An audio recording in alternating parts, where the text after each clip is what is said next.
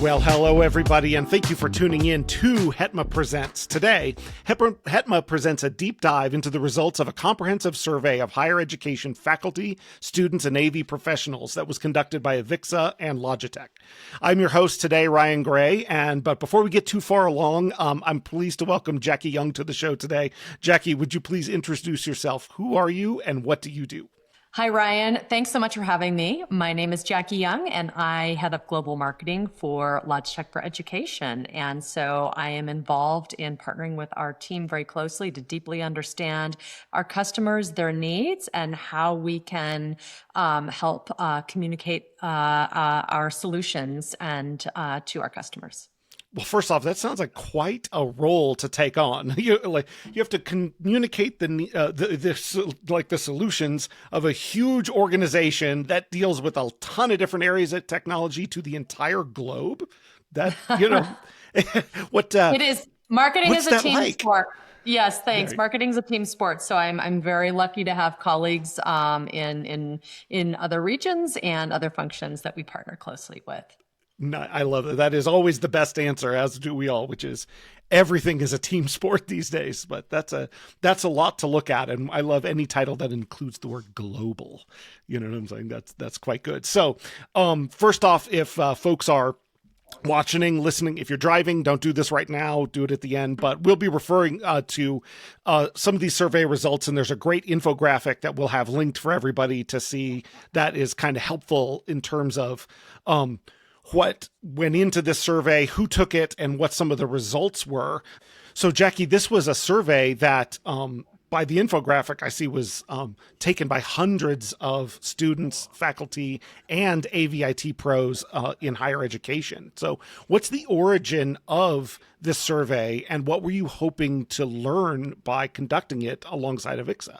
Yeah, well, Logitech takes a very human-centric design approach, and our goal is really to deeply understand our customers, both the users and the buyers, and to really understand what challenges and pain points they're facing, and ultimately how we can help solve their problems. So that's what really inspired the work. And to your point, we heard from more than 500 AV and IT pros, more than 600 faculty members, and nearly 700 students to get their perspectives.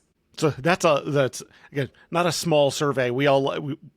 Higher education, we love surveys of people, and we understand the return rates and things like that. So it's great to have a broad scope. So before we get into the details here, what would you say this research kind of revealed about the current state of AV and higher education? Sort of what's the top line message that you were able to glean out of the data that came back?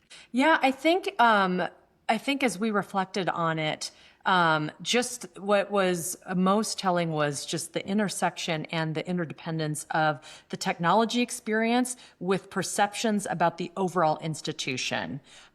Technology is not just an afterthought, and it is actually quite critical to and central to the delivery and the experience of the education and of learning, as well as overall broader institutional priorities and reputation. We in higher ed, AV, we live that every day, right? Which is things that work, look good, feel good, and the learning takes place and takes precedent. And when it doesn't, it's not. So as you put this together, you get sort of that top line. What are the first things you think to do with it or to interpret with it? How does it start to inform the work that you think Logitech is going to do?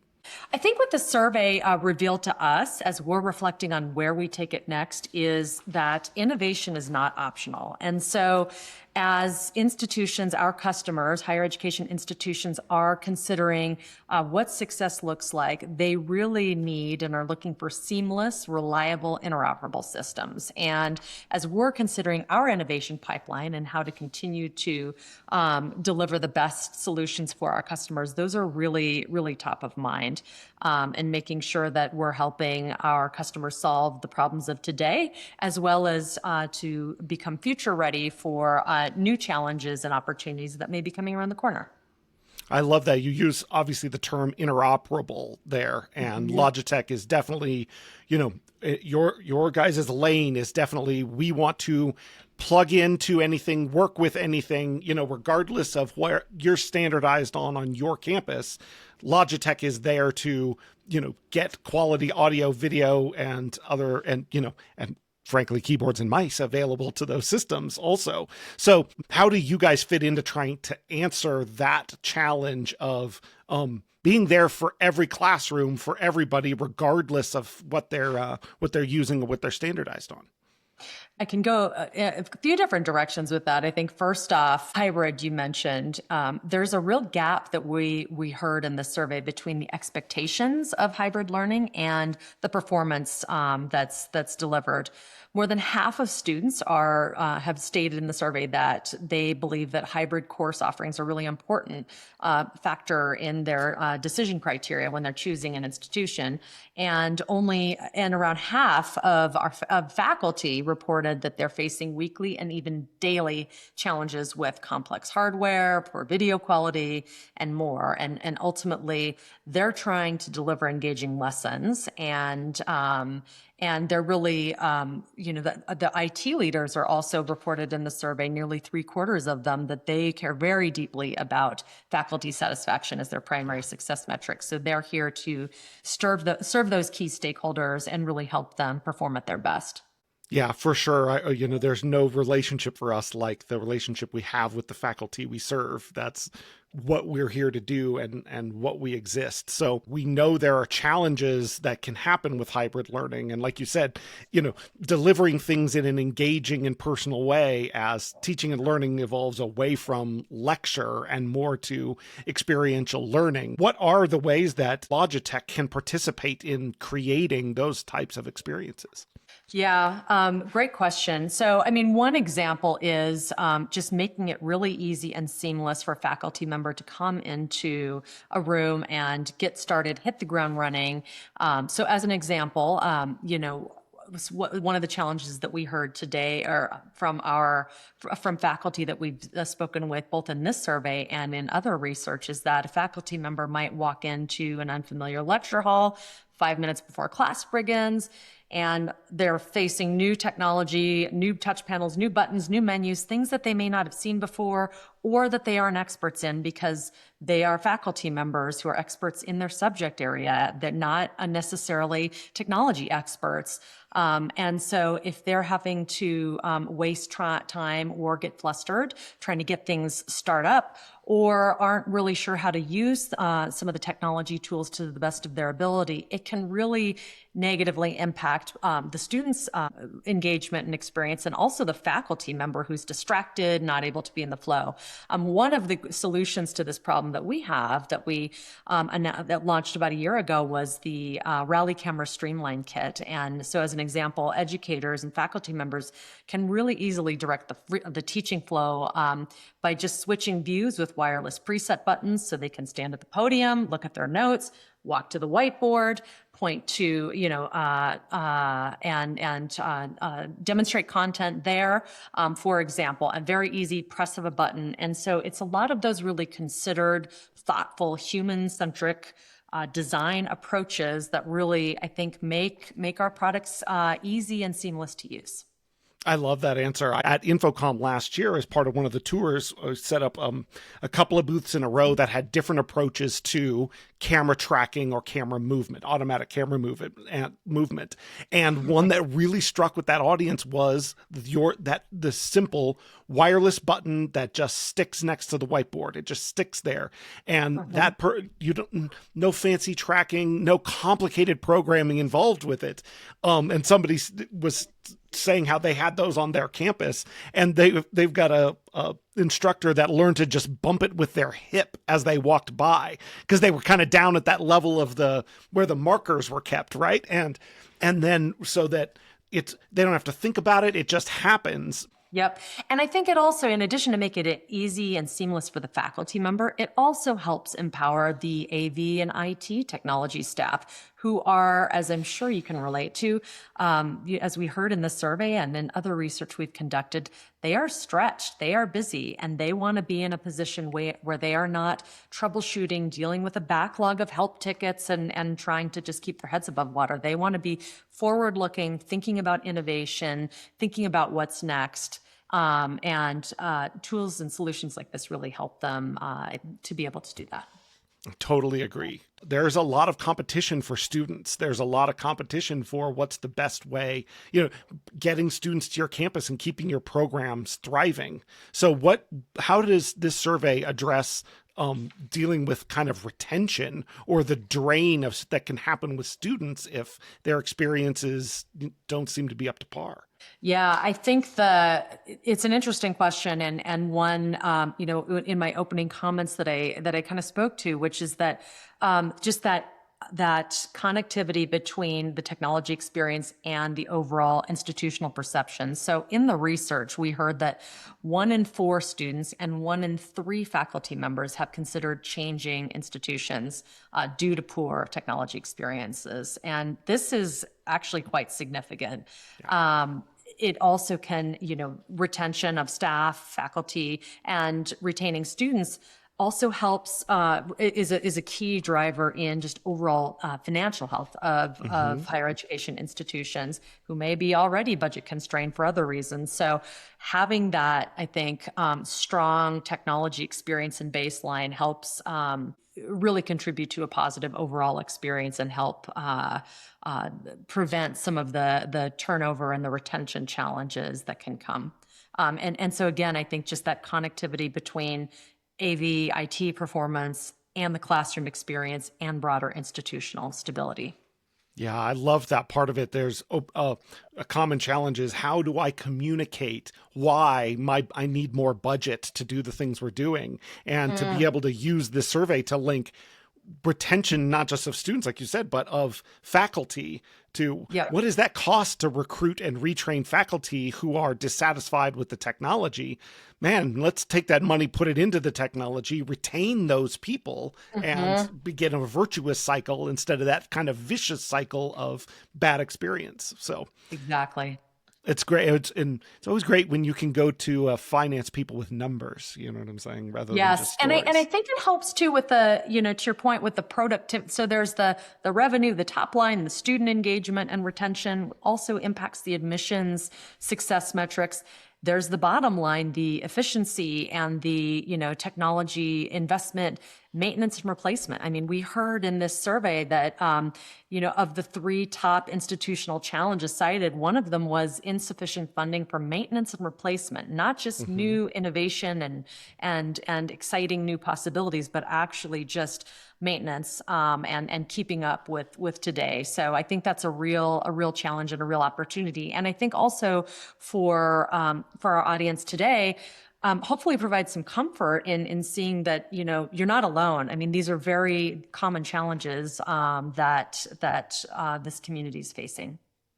Absolutely. The percentages that go into sort of like what are the top barriers and how often people are reporting hardware challenges, conferencing, software issues, and some of these things can be pretty persistent. We also know that for every one that we hear about, that get reported to us, there's likely far more challenges that people are experiencing, but not talking about. So if institutions are looking to try and make this case, try and move forward or find ways to do kind of smarter investments, what does the information here tell us, or does it give us any clues to how we might be able to do that? Yeah, I think the big highlights here are, really trying to build flexibility, reliability, and insight into every learning space. And I think that insight's another piece that's key to really deeply understand how the spaces are being used today, and also how they might be used in the future. So again, that not just solving today and yesterday's problems, but thinking ahead, future-proofing, where might the university or the higher education institution, where might their challenges and their opportunities evolve, and how do we make it easy and seamless with that interoperability of technology products and systems that are not only going to talk to each other, communicate with each other, but also strengthen each other. Yeah, for sure. And one of the things that's highlighted in here is the capability for kind of remote management of devices where, staff constrained teams can have a much broader reach than their feet can get them to, by devices being able to be centrally viewed, centrally monitored, and that seems like it's almost got to be a requirement here going forward for enterprise level deployments. So then, if you had to summarize, if you look at all of this information, and as I said, we'll have the link for everybody to be able to get and download this infographic, which is really cool, by the way.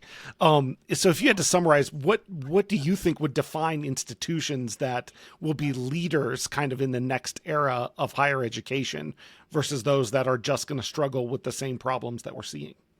A couple thoughts on that. I think one, the institutions who are, best positioned, I think, to succeed are the ones who are building for today, but also protecting for tomorrow. And I think that's a mindset that I think is a really helpful, I think, North Star for considering that.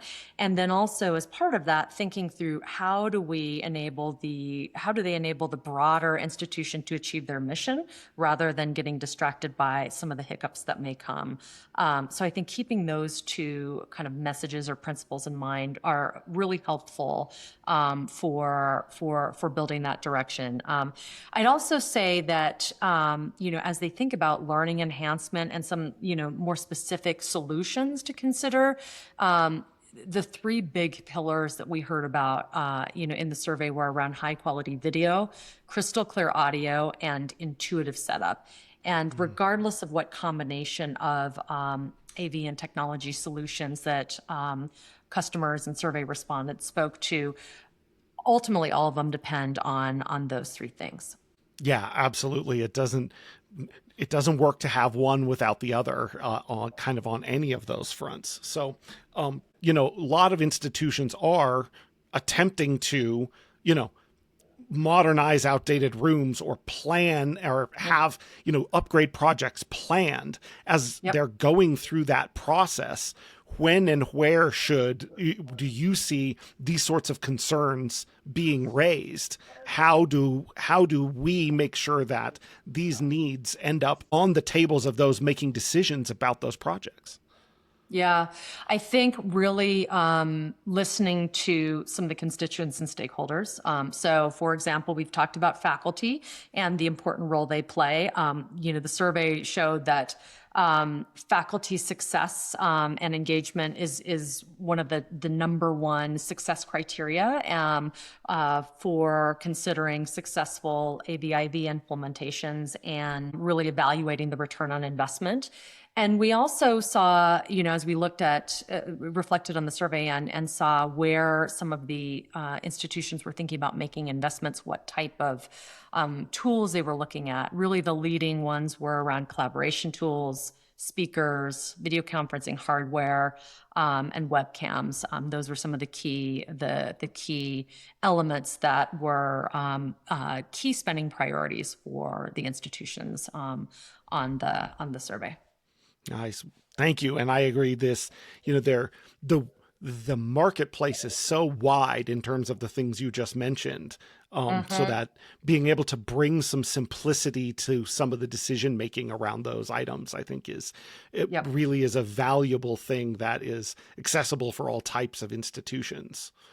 So obviously with all of those concerns and the capabilities that we know quality audio and video can bring to classrooms, I'm going to give you a chance to break some news. It's never too early to give us a scoop about what's going to be happening at InfoComm. So what do you have to drop for us in terms of big surprises coming from Logitech this year? Oh boy, I think you're going to have to come visit our booth. We'd love to talk. That's what everybody says. In person. We're going to have a really great presence at the conference, so please come see us and visit us there and come see for yourself. But we we really value the partnership with organizations like HETMA and the insights we get from the membership, because we're really taking a lot of your feedback in as we're thinking through what we have today and what might be coming around the corner. So. Well, likewise, we appreciate the partnership. And as I always tell people, thank you for making awesome technology that we can bring to bear for our students, faculty, and staff. I will mention, if people haven't seen it or heard it, we did get to sit down with Jay Lyons at ISE and talk about the booth and some of the offerings there. So take a look on the channel for that communication. And on our Best of ISE, BC Hatchett really pointed out how well organized your guys' booth was and how interactive. You can tell the difference between ones where there's like a shelf with a device on it and some bullet points written on the wall, and then ones where it's plugged in and it's working and you can point it around and you can see how it really works and what it really looks like and get your hands on it. So yes, I will be looking forward to the Logitech booth this year at InfoComm. So Jackie, I really appreciate your time to walk us through this, and thank you to Logitech and AVIXA for taking the time to do surveys like this to get us, actionable data to use as people are trying to make decisions and we're trying to advocate for these kinds of technologies on our campuses. We really appreciate it. Thank you. And likewise, appreciate the partnership and the ongoing conversations, and hope that some of these insights can be really helpful. Also tools for the listeners today, as you're thinking about making the case for additional investment and really trying to showcase some of the common needs and common challenges that your peers are facing. Yeah, much appreciated. In this, as I said, we will have the link to the data, to the infographic that was here. But if people wanted to follow you, keep an eye on what you're up to, and make sure they're following the latest from Logitech, how would they go about doing that? Yeah, I think on our website, and I'll share a link at the end, and then for myself personally on LinkedIn, and welcome the engagement. Good deal. We'll put links to those in the show notes, and thank you so much for your time. Thank you. Well, everybody, please stay tuned to hireatav.com day in and day out for new content coming your way every day. And for this episode, that is all the time we have today for HETMA Presents. Thank you for tuning in to HETMA Presents. This show is a production of Higher Ed AV Media. Please visit hireatav.com to learn more about this show and a host of others. The views expressed here are not necessarily those of our respective institutions, employers, or sponsors. We'll be back soon with another installment of HETMA Presents.